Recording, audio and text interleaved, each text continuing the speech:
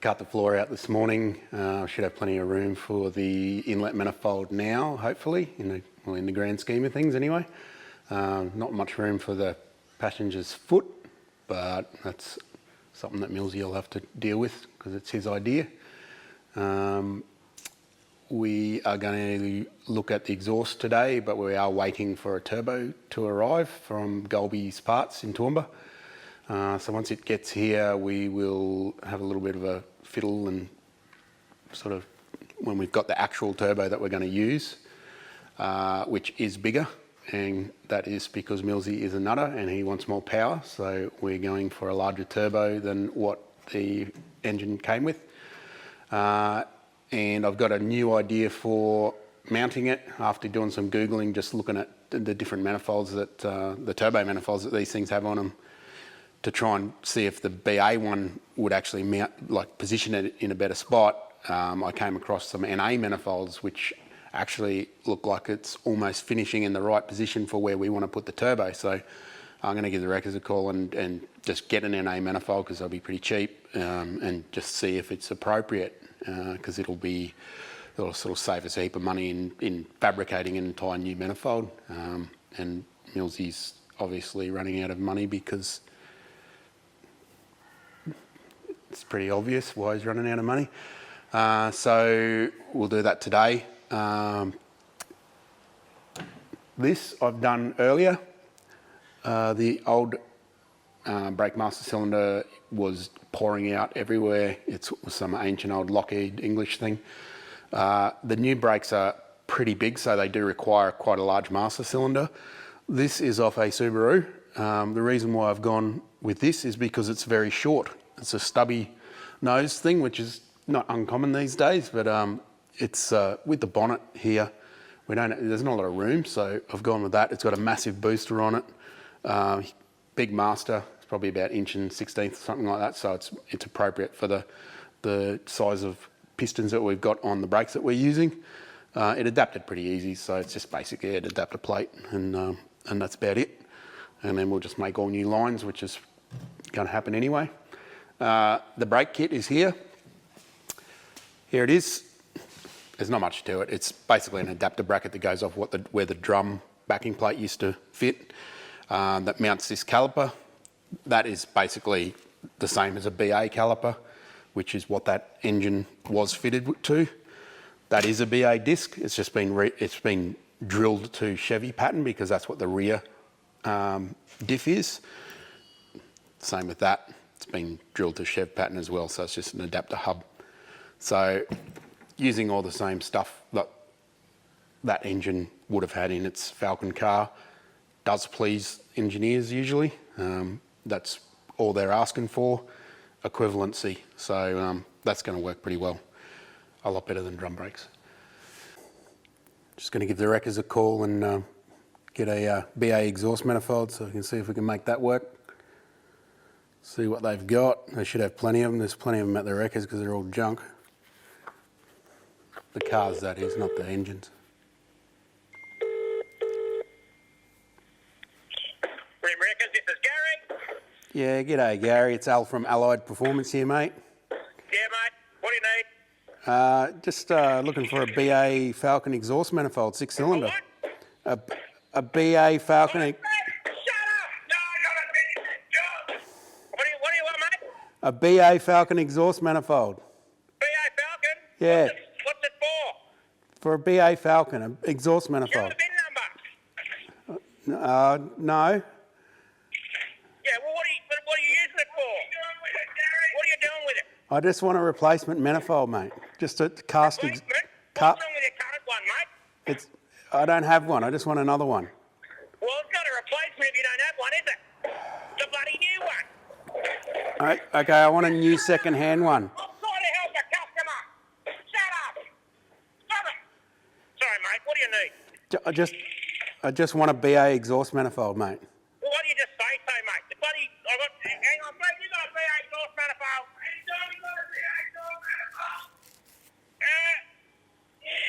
Yeah, BA exhaust manifold. $60, mate. $60, it's yours. All right, no worries. I'll send Woody up to get it. Who? Woody. Who's Woody? I'll just send the young fella up. All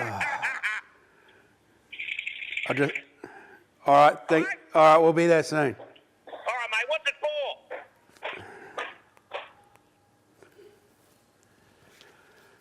for? Wreckers.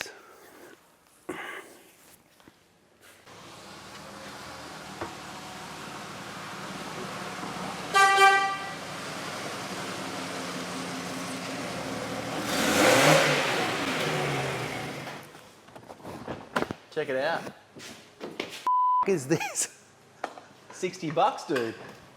I only wanted the exhaust manifold, you kook. Yeah, Mike just said take the whole car, so why not? I don't want the whole car. It's a heap of Come on, mate.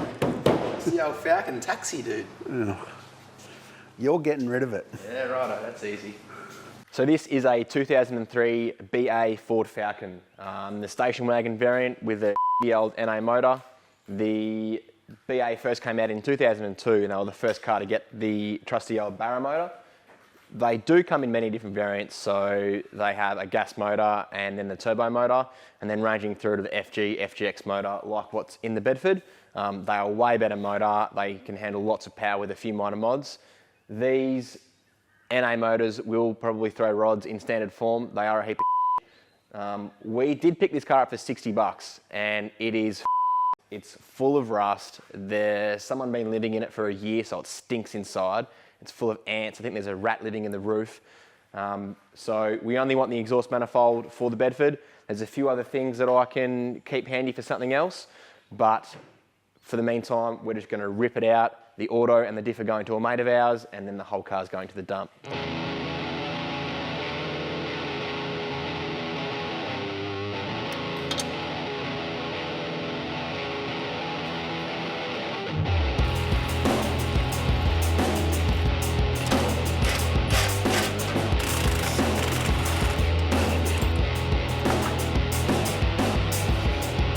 To save automatic transmission fluid leaking everywhere, the tail shaft yoke is cut off and reinserted back into the extension housing of the gearbox. Don't be fooled by the Falcon's sleek looks. This car was destined for scrap metal and we are just stealing a few parts before it makes its way into the car crusher.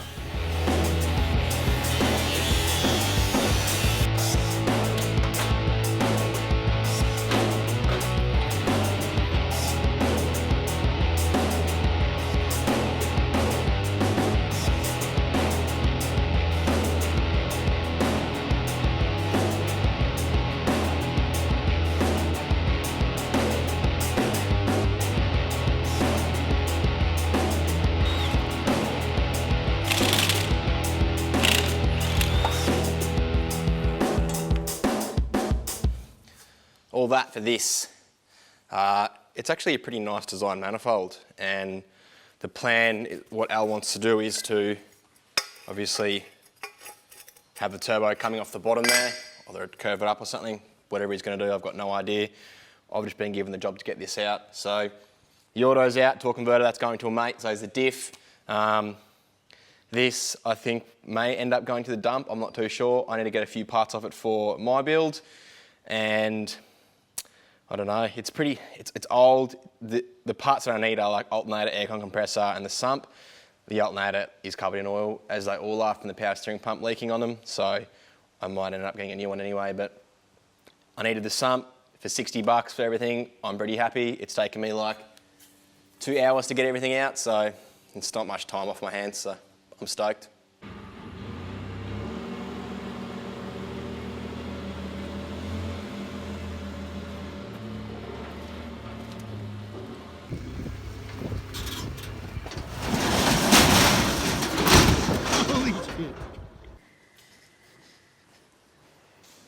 Overnight parts from Golby's, bro. Sick. What you got for me?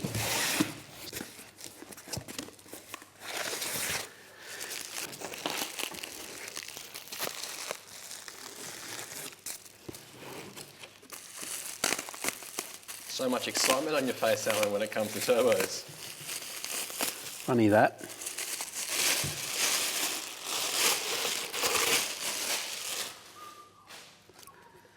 Nice. So that's a GTX 3582 with a 1.01 V-band housing on it. This comes from the guys up at Golby's in Toowoomba. I pretty much buy most of my stuff off them. Their prices are so much better than anywhere else. Even when I was selling stuff, I couldn't compete with it, so we used to just buy it off them instead. And the service is awesome. Literally overnight parts from Toowoomba. Ooh, lemon squash pads, sick.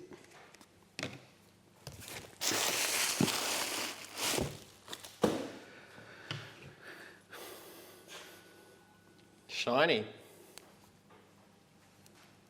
Just what it needs, a bigger turbo. Everything needs a bigger turbo. It's a reasonable rule to go by, I suppose. You know what I hate though? These things. They're the devil's work. What's wrong with them? You do them up, go to fabricate something, and then you can't try to undo it, and it rips the V-band clamp in half. Is there a solution for this? Don't use them. Or only use them if you never want to take it off again.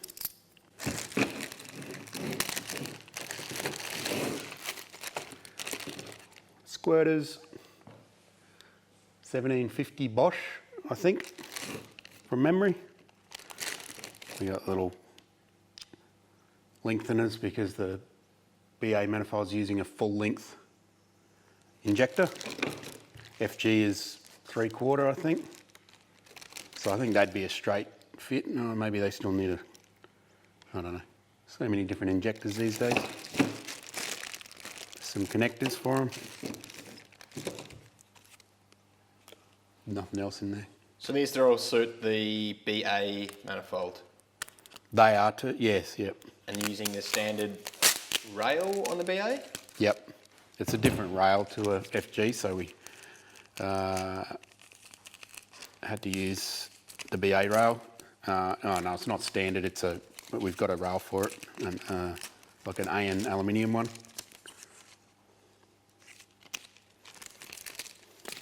Golby stickers.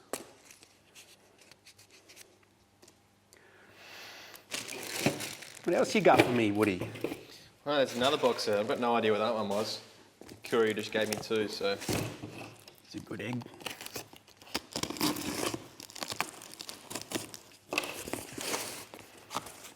Yo.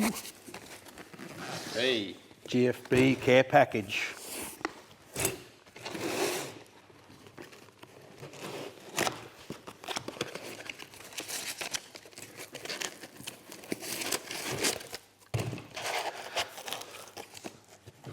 This is one of my favourites, this one. EX50, awesome wastegate.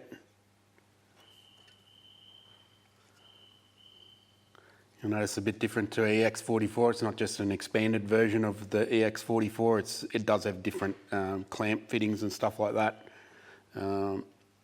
Really good unit. I've got one of them on the Cresta. Works perfect. Also got one on the 240 as well. Also works perfect.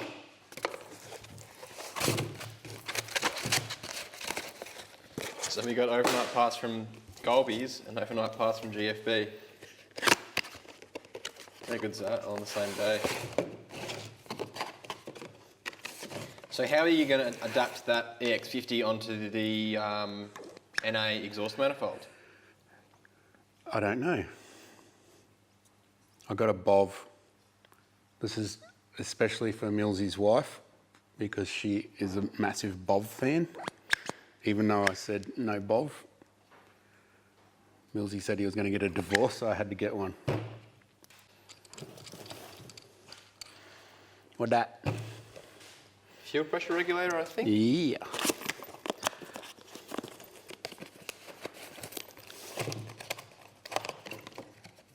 Didn't want to use the part where it said pull Allen, you had to grab the phone instead.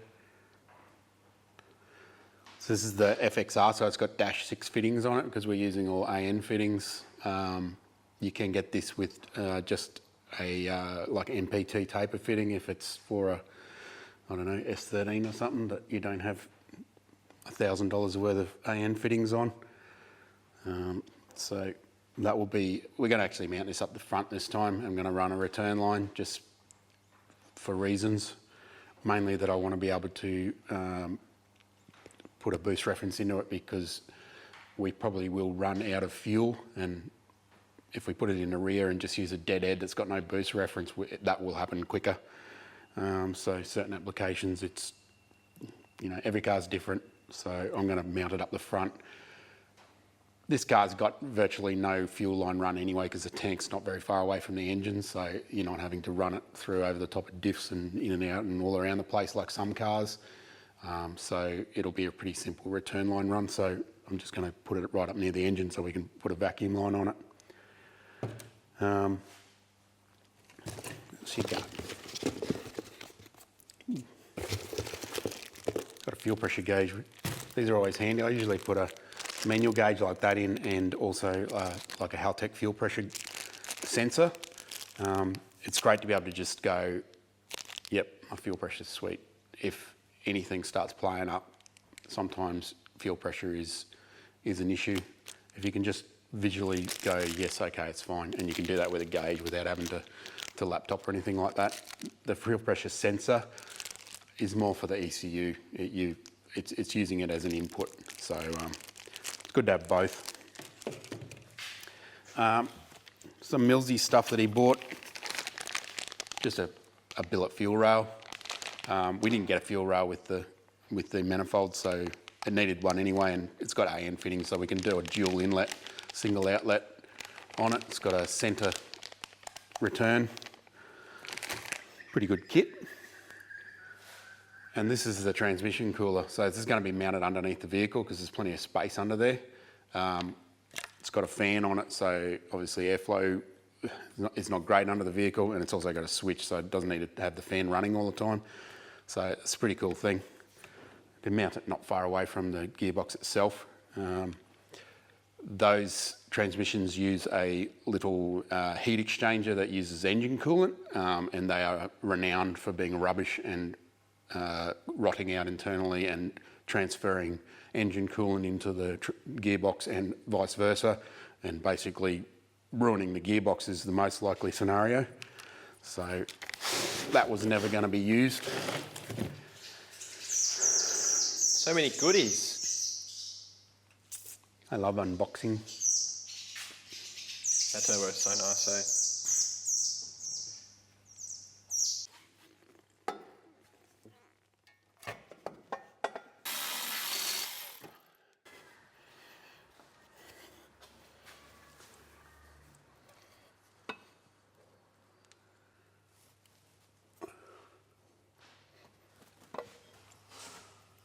Thoughts, Alan? It might work. Might. It will be as easy as everything else that we've done so far. How about that?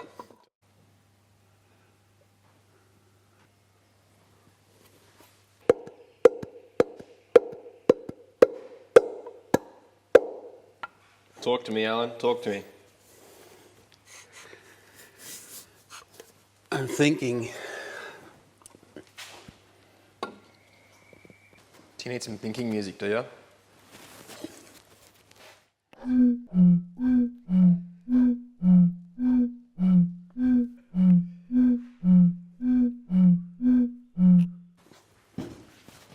Cool. Tight radius.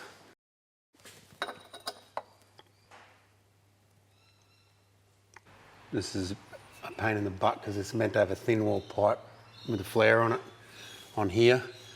I don't really want to use thin wall to hold the turbo up. So I think we're just going to weld this on the end. Flange there, turbo here, hole there with a EX50 on it, and send it.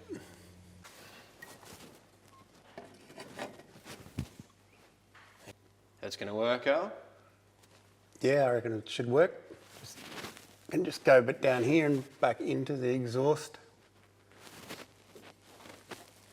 over here a little bit, it'll be fine.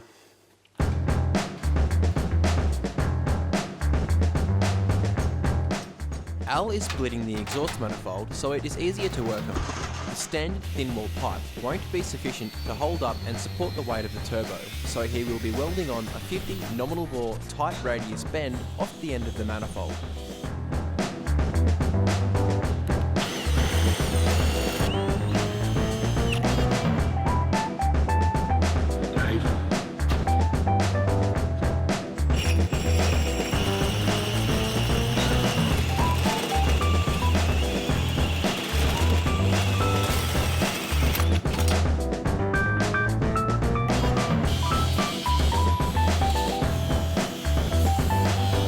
A hole is also cut into the side of the manifold for the wastegate. It's then bolted back onto the engine and the turbo location marked before being tack welded and checked again for correct fitment.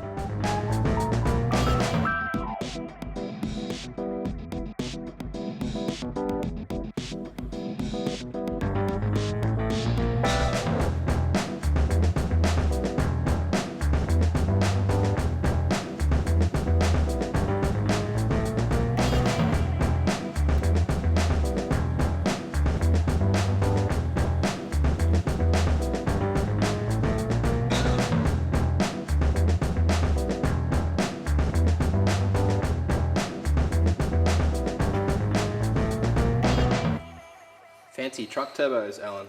Yep, That works well, eh? I think it'll work. That boost feeding the sump there. It's interesting. Interesting? It's an interesting layout, but this is a very silly and bizarre vehicle, so why not set the turbo up the same? There were a couple of comments saying, why don't you mount it up the front? What was the reasoning behind that? I don't know what the reasoning is behind why you would want to mount it up the front, because there's lots of stuff up the front, so Just not yet. there's intercoolers, radiators, fans, serpentine belts, alternators, all sorts of crap up there. So I'm not sure what the idea is, but no, that's not the place to put it. There's plenty of room under here, and it's out in the cool, out of the way, so any of the heat's not going to be a problem. We're going to put the original heat shield on that NA manifold. And now that we know this fits okay, we're going to just heat up the manifold and then weld it when it's hot. Yes, it's cast. Yes, you can weld it. Please comment in the comment section if you're a welder, because everyone needs to know that that's what you do for a job. So, you heat it, I'll weld it. Sweet, let's do it.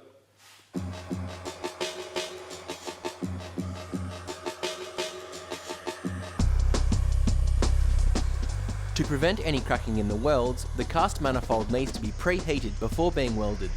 You can use either oxyacetylene or LPG to do this. Once it's hot enough, welding can begin. The casting is continually heated during the welding process to maintain a steady temperature.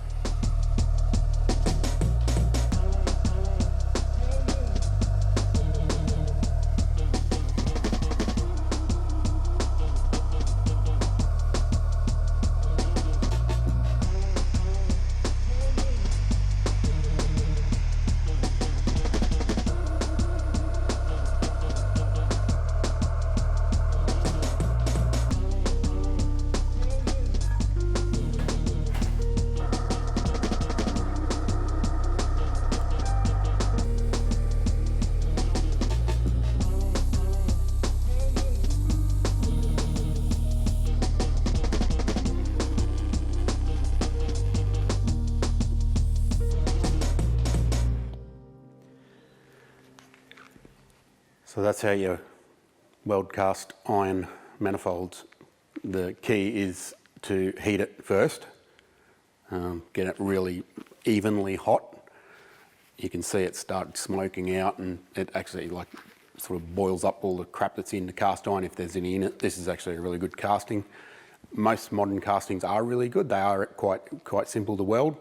You just got to use the process of heating it, weld it, keep heating it, don't let it cool off quickly. So I'm slowly bringing the temperature down on the torch here, letting it cool but not too fast.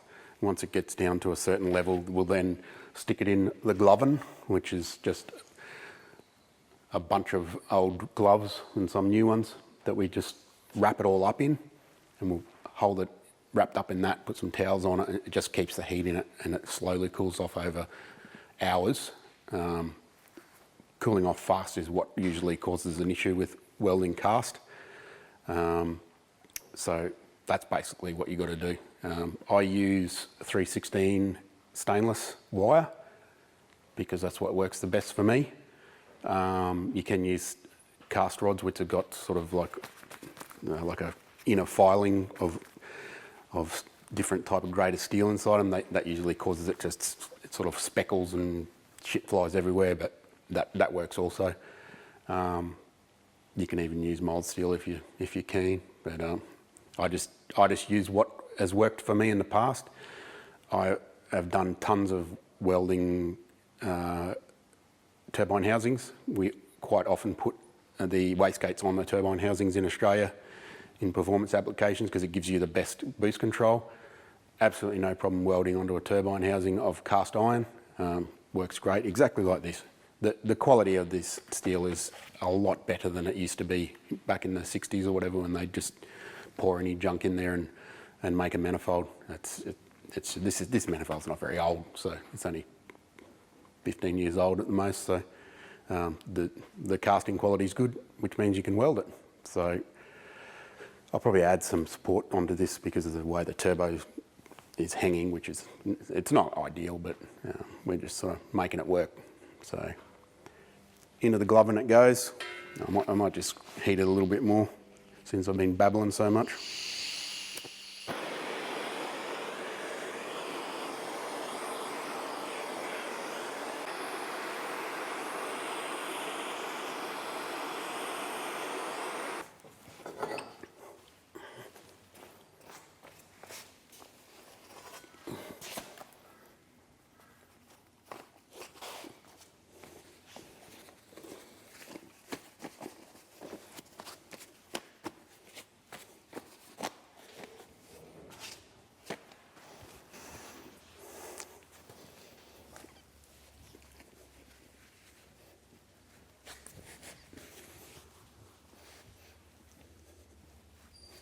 As Al mentioned, we are replacing the brakes and getting rid of the dirty old drums, which don't work too well, as Millsy definitely knows, and Al found out driving it over here. So we've got these Chev bolt pattern hubs to go on, and these hashtag Millsy calipers to go on too. So let's get to it.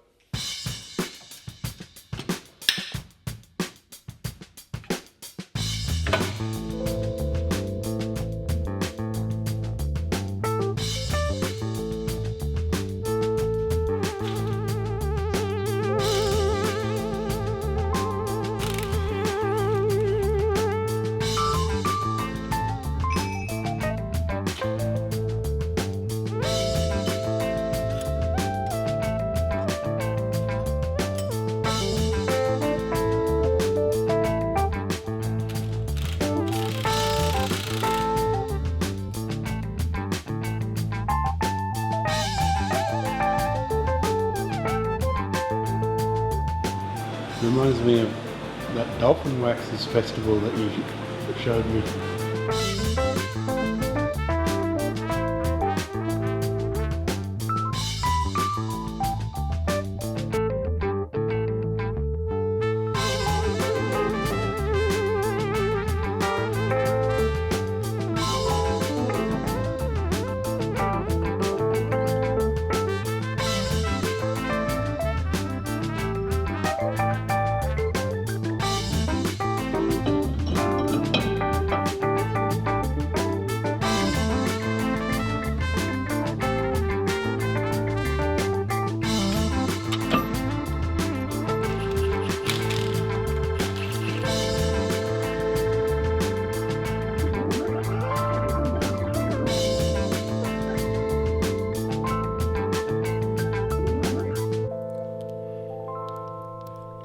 This epitrochoidal rhombus washer didn't come in the kit, so we had to make one.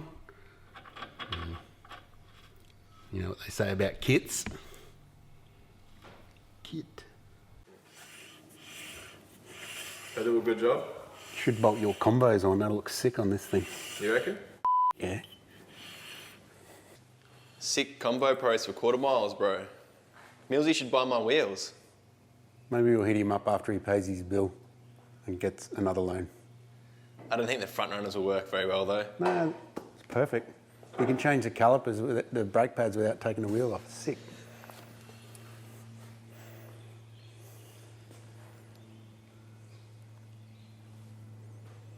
The manifold's been in the gloving for about 4 hours now.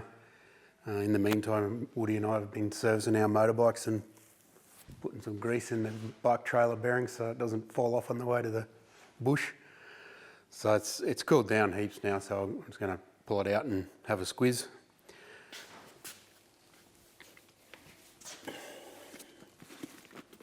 Still warm there or what? Yeah, still got a bit of warmth in it. Fine to touch though.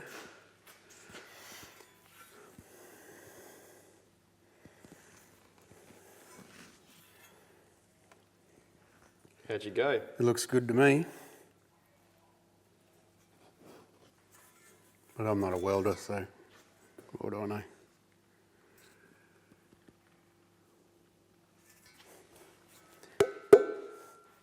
Let's bolt her up.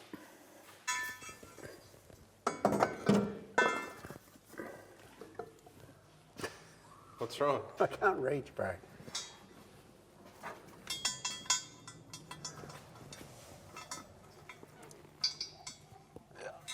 Short ass? Shut up.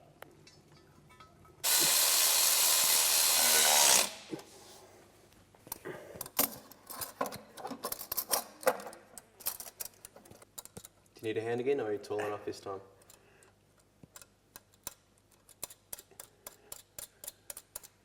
Can't talk, trying to stop Garrett from falling on the ground. It's come out pretty nice, it's sitting where we wanted it. I'll probably add a couple of little braces to it just for where it curves out like that. We'll do that later. So we've got a few options here about where we can rotate things and put our intercooler piping and that sort of thing. And we could probably do this if we wanted to, it's pretty sweet as well. So that could work. Maybe not. So I can move on to things like dump pipes and intercoolers and all that sort of thing now. So it's kind of sort of over a bit of a hump we've been battling with. So it's a good thing. It is Friday Arvo and we are going to go dirt bike riding tomorrow, which is cool. But for now, I think I'm going to have a lemon squash